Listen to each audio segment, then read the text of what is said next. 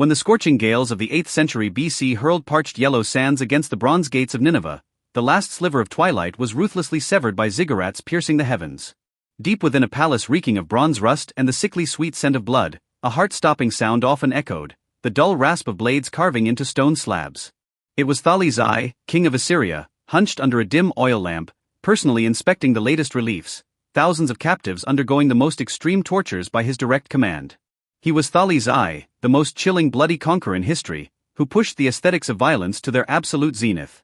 This is a chronicle of how humanity descends into the deepest abyss, and how a monarch's fury became frozen in the desert sands. Adjust your breathing, follow the faint scent of incense, and return to the Assyrian Iron Age, a world consumed by tyranny, cold metal, and ancient curses.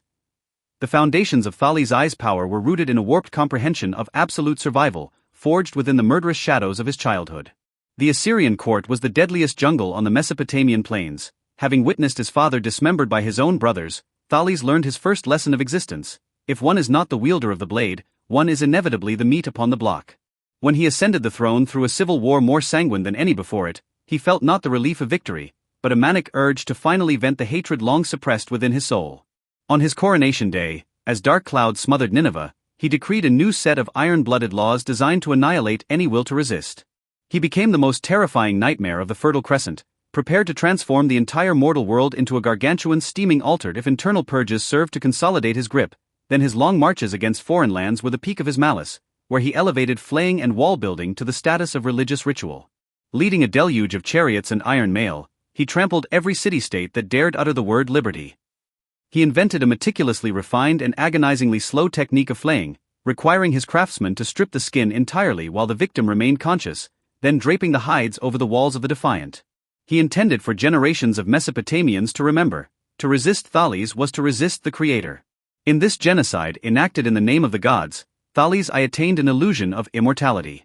By manufacturing ultimate suffering, he reached a morbid quiet ecstasy that resonated with his dark divinities. The summit of power is often a desolate forbidden zone where solitude and hallucinations coexist.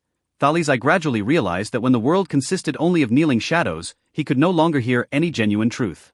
He became pathologically paranoid, suspecting a curse in every cup of wine brought to his lips. He established an airtight system of collective responsibility, forcing fathers to betray sons and brothers to accuse one another, all to sustain his crumbling sense of security. Around 721 BC, as the royal treasury was drained by perpetual warfare, the order he had built upon mountains of corpses began to rot from within.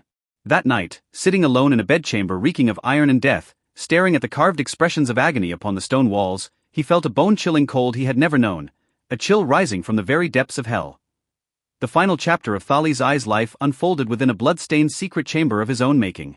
When news of his final failed expedition arrived, this man who had gloried in slaughter throughout his life was betrayed by his most trusted guards. They used heavy lion-skin rugs to smother him to death upon his royal couch.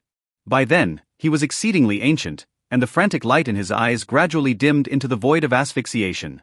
He was secretly interred in an anonymous corner of the Nineveh necropolis, without grave goods or the sound of mourning.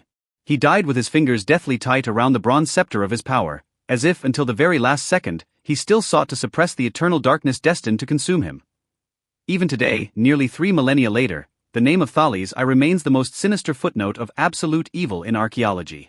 When people walk through museums and behold those vivid reliefs of flaying in the Assyrian galleries, the suffocating weight of his oppression still seems palpable.